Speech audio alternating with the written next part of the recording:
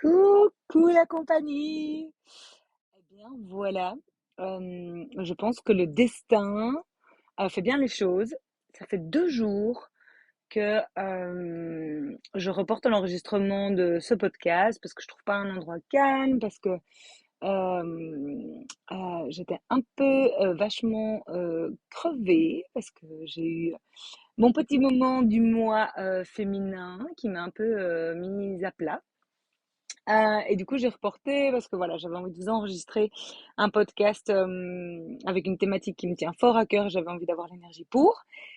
Et du coup, nous sommes aujourd'hui, en fait, le 8 mars, le jour, le jour de la Journée internationale des femmes. Et lendemain de la pleine lune. Du coup, je me dis, oh purée, c'est tellement le bon jour pour vous enregistrer ce podcast, toutes mes excuses. Euh, Parce qu'aujourd'hui, et ça fait depuis quelques jours là que mon esprit cogite à fond sur cette thématique, j'ai trop envie de vous parler de la thématique du courage. Euh, ouais, en fait, le courage, c'est vraiment une thématique qui n'arrête pas de se mettre sur mon chemin. C'est vraiment un retour que j'ai de énormément de personnes et c'est pourtant quelque chose que j'ai repoussé, détesté jusqu'à il y a pas longtemps. Donc, venons-en à nos moutons et pourquoi j'ai envie de vous parler de ça. Euh, on m'a toujours, enfin depuis en tout cas mon adolescence, voire ma jeune période d'adulte, on m'a toujours dit que j'étais quelqu'un de super courageuse.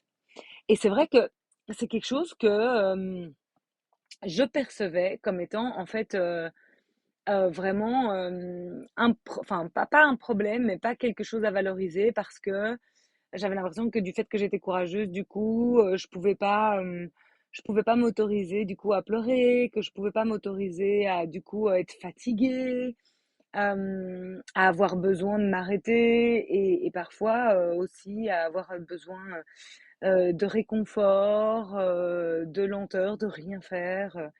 Et donc, c'est vrai qu'à chaque fois qu'on me disait, Aurore, t'es super courageuse, ben, je le repoussais un petit peu du revers de la main parce que du coup, ça voulait dire que de l'autre côté, si j'acceptais que j'étais courageuse, je pouvais pas m'autoriser de la lenteur, de la douceur, du calme.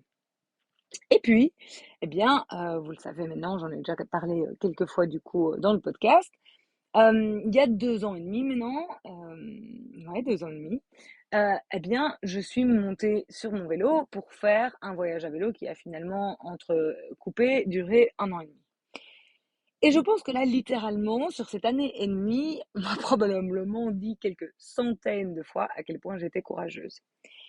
Et en fait, à un certain moment, toute personne qui me disait à quel point j'étais courageuse, ça m'irritait. Mais vraiment, ça m'irritait. Et en fait, je réalise avec du recul, alors maintenant, en fait, j'accueille le fait qu'on vient me dire que je suis courageuse, et non seulement je l'accueille, mais je le dis, je l'exprime, je sais que c'est une compétence que j'ai, acquise, grâce au fait d'avoir tout le temps persévéré et m'être invitée euh, à continuer quoi qu'il arrive. C'est comme ça que j'ai développé le courage. Je suis pas née avec une dose dans mes gènes de courage. C'est quelque chose que j'ai appris et que je continue à apprendre aujourd'hui et que je continue surtout à nourrir au quotidien parce que je vois à quel point ce courage me fait créer et réaliser des choses parfois que j'aurais jamais pensé possible. Mais donc, revenons à nos moutons. Quand j'étais donc sur mon vélo,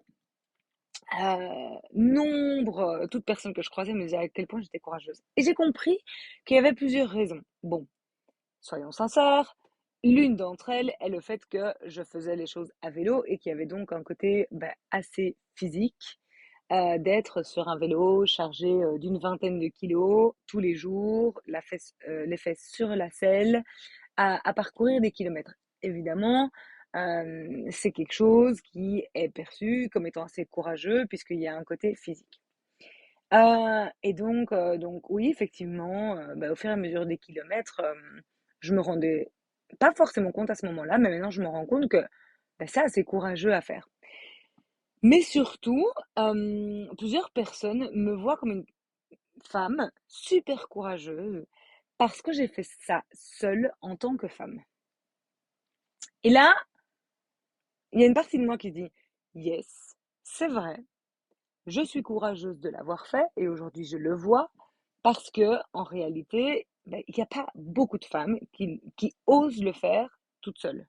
Et encore aujourd'hui, quand j'en parle, quand je parle de l'expérience, la plupart des gens, et maintenant je suis dans un van qui est pour moi très confortable, parce que j'ai un toit, j'ai 4 roues, enfin je suis vraiment 10 fois plus confortable que quand j'étais sur mon vélo. Le nombre de personnes qui me dit encore: «Waouh, et tu fais ça toute seule et tu une femme», c'est hyper puissant, quoi. Et donc je pense que, je suis parfois un peu survalorisée, pour mon courage, simplement par le fait que je suis une femme et que je le fais seule. Et là, la vraie question que je me pose, et attention, on va revenir à notre courage après, mais la vraie question que je me pose, c'est, en fait, est-ce que la réflexion, elle n'est pas plutôt de se dire, pourquoi est-ce que nombreuses femmes n'osent pas faire ce genre d'aventure seules? Est-ce que c'est pas plutôt qu'il y a un dysfonctionnement dans la base, plutôt que du fait que je sois si courageuse? Parce que, soyons sincères, je me sens vraiment pas quelqu'un d'exceptionnel. Moi, quand je suis montée sur mon vélo, et la raison pour laquelle je suis montée sur mon vélo, c'est pas parce que je voulais prouver au monde que j'étais courageuse. C'est parce que j'étais tellement dans une phase où j'étais perdue dans ma vie, en souffrance et désespérée, que je me suis dit que j'allais chercher les réponses à travers un parcours.